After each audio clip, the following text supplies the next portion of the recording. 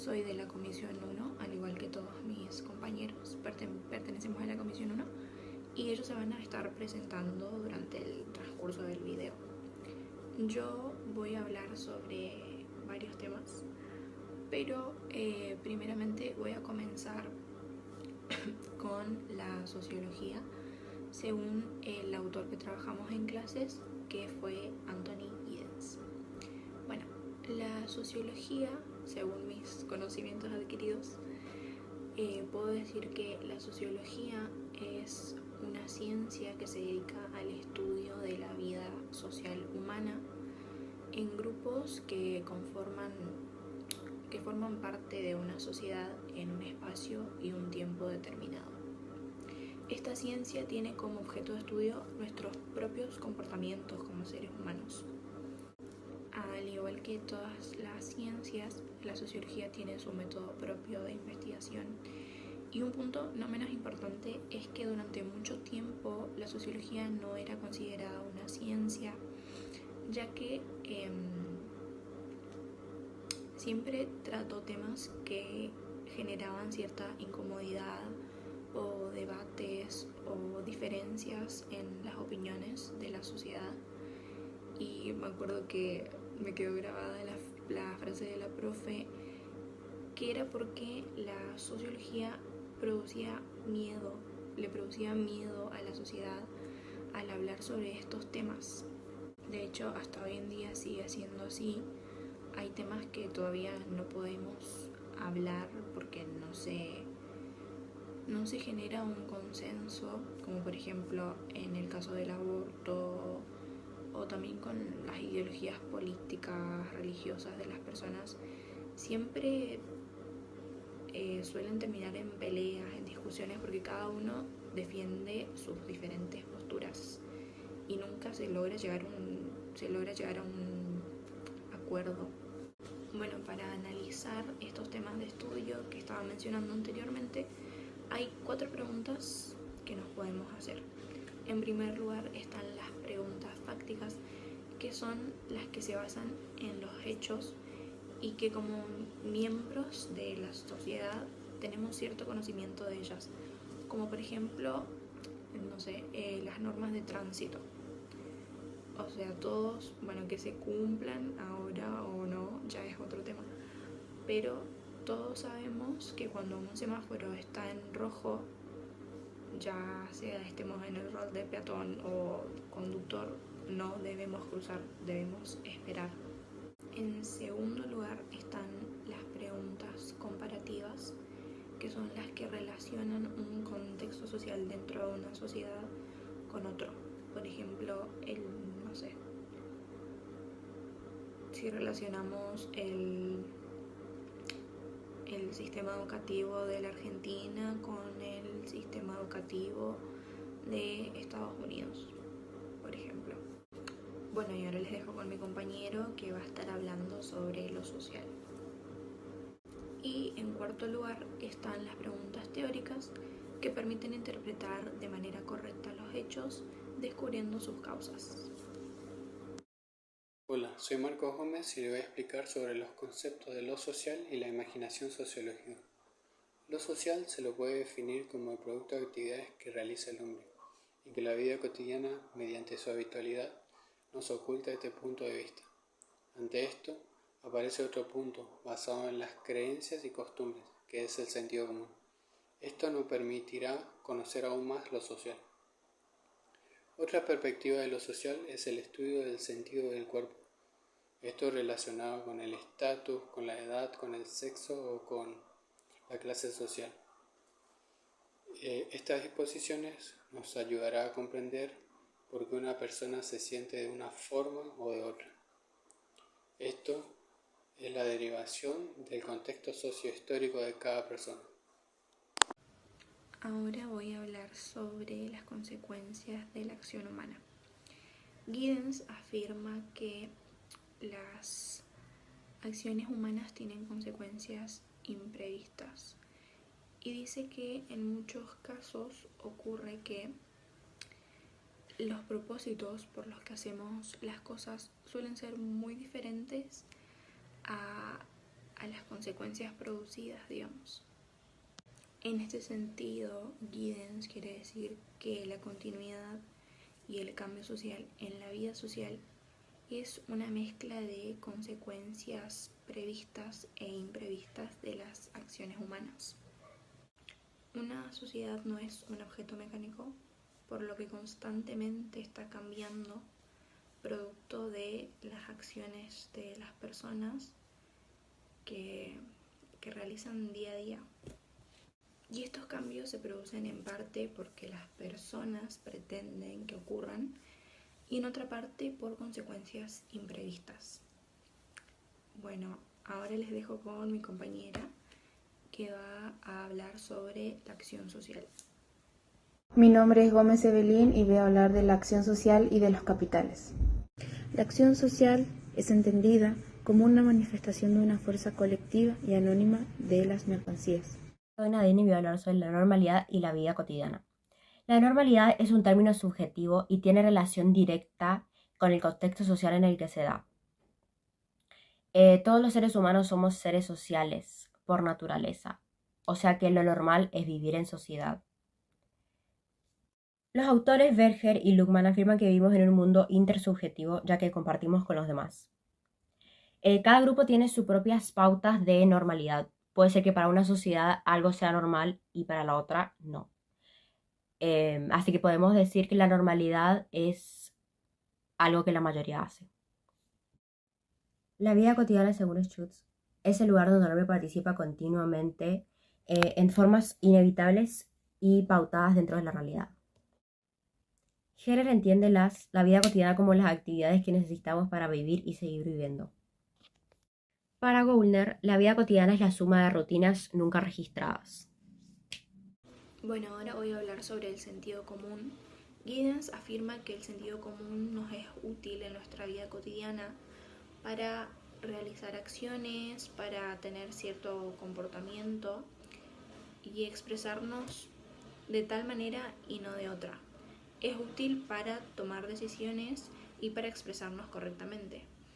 Pero Giddens nos invita a reflexionar sobre las creencias que tenemos sobre nosotros mismos y sobre la sociedad de la que formamos parte, formulando la pregunta: ¿son las cosas de verdad así? El autor nos invita a pensar y a reflexionar sobre aspectos de nuestra sociedad y de nuestra vida en esa sociedad que parecen naturales, pero en realidad esas cosas que nosotros pensamos que provienen del sentido común, en realidad surgen del debate y del estudio realizado por los sociólogos. Hablaré de la imaginación sociológica y mencionaré al autor Mills, que define la imaginación como esa disposición mental que nos permite percibir las conexiones entre los individuos sociales con su tiempo. Por lo tanto, cada sujeto analiza su propia experiencia y su propio destino, ubicándose en su misma época. Mediante esta perspectiva, nos permite comprender qué sucede en la sociedad, poniendo en contexto la historia y la biografía de cada sujeto social. Un ejemplo que podemos encontrar relacionado a la imaginación sociológica es cuando un sujeto quiere adquirir un vehículo para transportarse. Este individuo debe analizar en qué contexto se encuentra él. Si lo quiere el vehículo por gusto estético o solamente para suplir esa necesidad. Esto es lo que busca la imaginación, pensar más allá y analizar en qué contexto uno se encuentra. Las relaciones que podemos encontrar entre el concepto de lo social y la imaginación sociológica es la manera de analizar los fenómenos sociales, poniendo siempre en contexto la situación sociohistórica en que se encuentra uno. Hola, ¿cómo estamos? Mi nombre es Báez Martínez Manuel, yo soy de la Comisión 1 y les voy a hablar para qué sirve la sociología y quiénes fueron sus padres fundadores y que dieron origen a esta ciencia. Al principio de los tiempos, la sociología siempre fue una ciencia en el cual tuvo su carácter distintivo y también las preguntas que realizaban o componían eran muy diferentes a las otras disciplinas, tales como ¿para qué sirve realmente un sociólogo? qué hace la sociología y uno de los que voy a tocar hoy es ¿para qué sirve la sociología?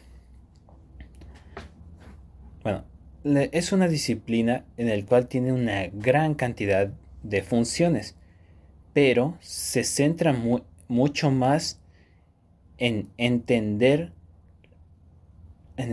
los procesos, no los procesos, sino en entender más las operaciones o cómo se opera la estructura de la sociedad, no de la sociedad, la estructura social. También de cómo funciona el poder y de cómo se determina y condiciona nuestras vidas.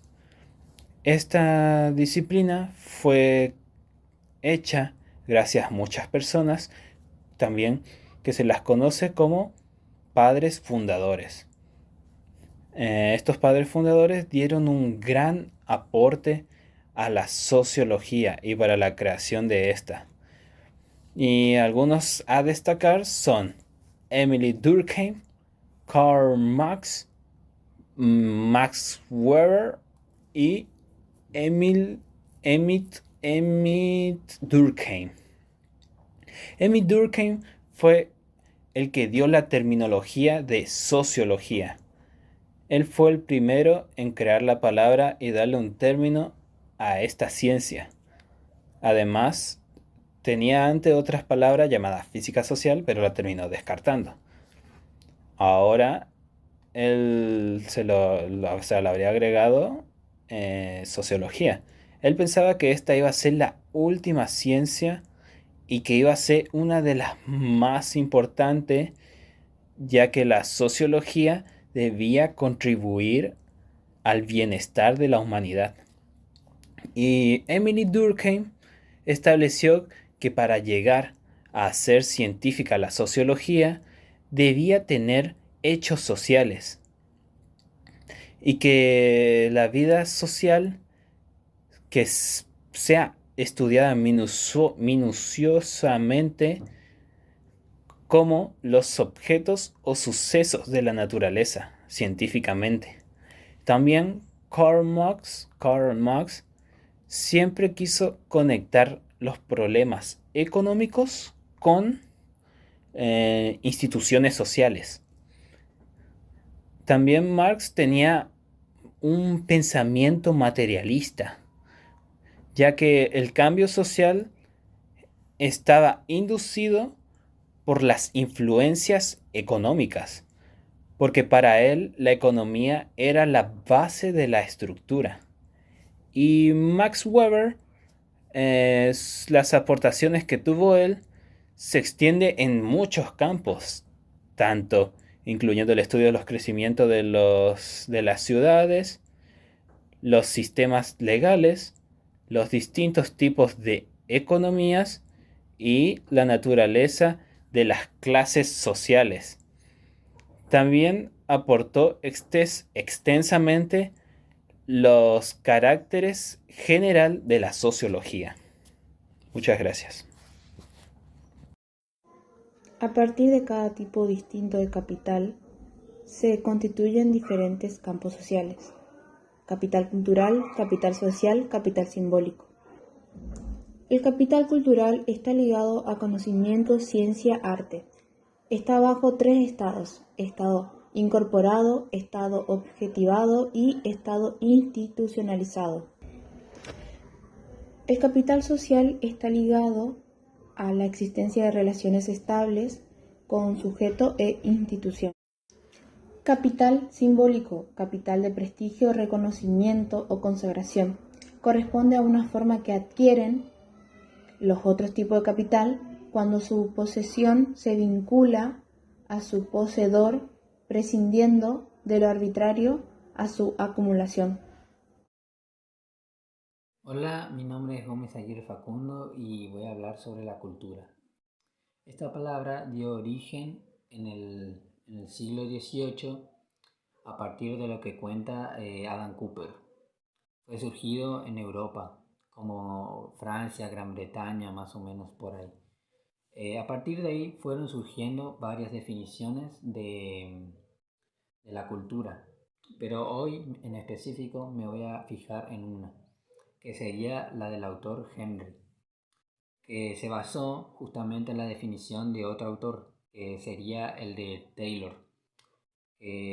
Su definición lo citó de la siguiente manera, que era: la cultura es el sentido, en sentido endográfico, es el todo complejo que comprende los conocimientos, las tradiciones, las costumbres, las creencias, el arte, la moral, y además otras capacidades que fue adquiriendo el hombre a través de los años.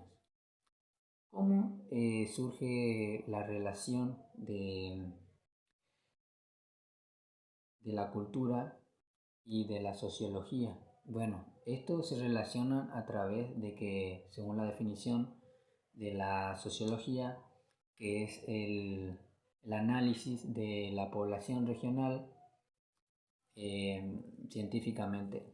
Bueno, ¿a qué quiero llegar con esto? Que según el análisis de cada población tiene su cultura, por así decirlo.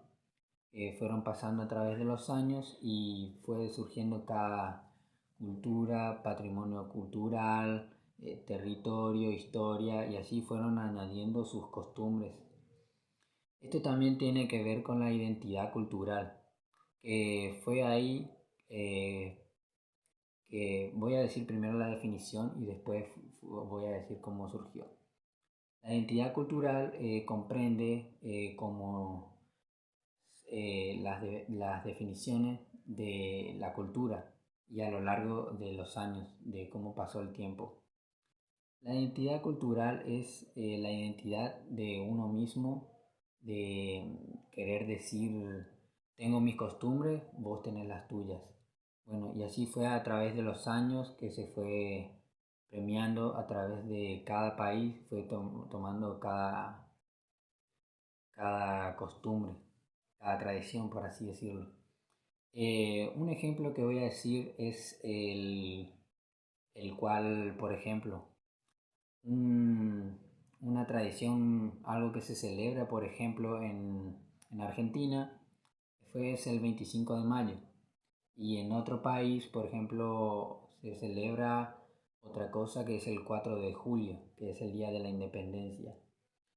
Son distintas celebraciones en distintas fechas, por eso cada país, cada región tiene sus costumbres.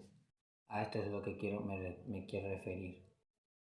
Y bueno, y eso sería todo mi tema.